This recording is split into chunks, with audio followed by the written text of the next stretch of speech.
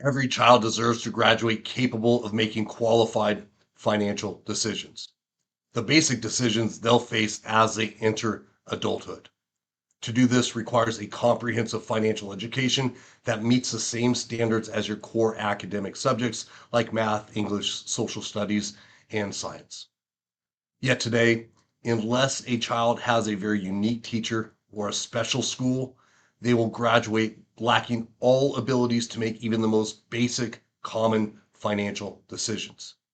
Much of that has to do with the fact that no state mandate even comes close to minimum education standards required by core subjects. That's why our focus in this campaign is to make financial education a core subject. So it's held to the same standards and accountability as your traditional subjects, and this will help our kids avoid the common problems our youth face out there today. And these problems can extend their entire life into adulthood. The consequences are severe, and it's up to us to make this change now, make financial education a core subject so they're getting the same qualified education so they enter the real world prepared. To do this, we're rolling out a campaign in a few phases. The first phase is simply making sure that people understand financial education is at least as important as your core academic subjects. Now, we're going to be presenting a lot of research, data, and white papers on this, but a lot of it points to financial education being more important when it comes to connection with core human needs, when it comes to the percent of students it benefits, and the severity of consequences. However, we're not saying it's more important. We're saying it is of equal importance and should be held to the same academic standards. One of the most compelling pieces that we're releasing here is a survey of over 1,200 high school graduates, 88% of whom say financial education is equal or more important than your traditional subjects, and schools should do more to prepare kids for the real world. That's over 1,200 graduates telling our policymakers and schools it is important and they should focus on that more. From there, we move on to an assessment. We're releasing the most comprehensive assessment and audit of state financial education mandates. Basically, we assessed all states across 12 minimum education standards that your core subjects enjoy. So things like having a trained and qualified instructor, vetted curriculum, funding, leadership that has experience in teaching that subject matter, uh, uh, different pathways for students with different needs.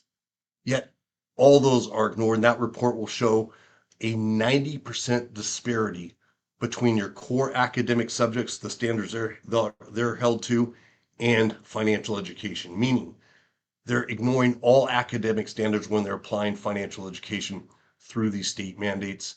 And that is troublesome, that is worrying and frustrating as well. So imagine this. You send your kid to a math class. The teacher never taught math. They cram it all into one semester. There's no testing. There's no funding for books. There's no funding for materials. It's kind of an ad hoc workshop, and it's all crammed into a very tight frame. Do you think they would get any value from that math class?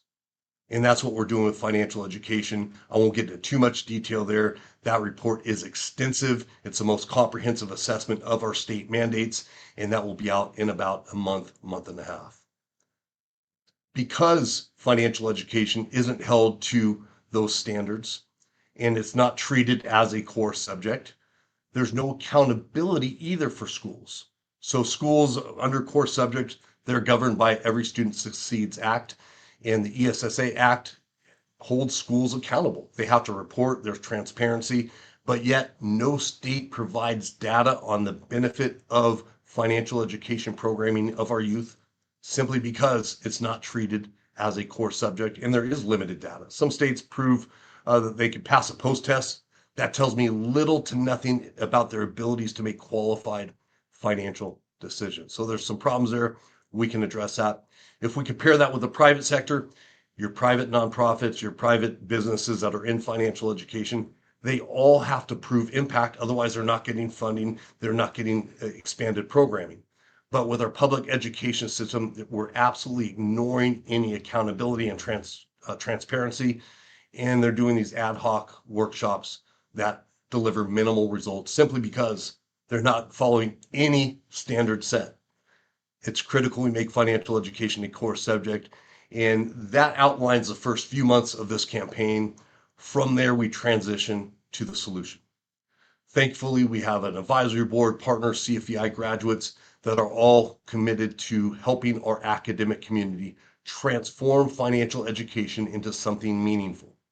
Some things are going to be easy to address, others are going to be a big, long fight, and we need you to be a part of that fight as well. Some will require policy and legislative changes, others are just simple things that they can implement to make the programs better that they have. The end goal is very clear. We want our kids to graduate capable of making basic financial decisions so they don't make those mistakes that take them years to dig out of, where they find themselves stressed and worried their entire life. For many people, it destroys their lives. And we have the ability to address that proactively by making financial education a core subject and ensuring that what we're teaching them meets the minimum standards of other core subjects. We can help our kids avoid those problems. Join us.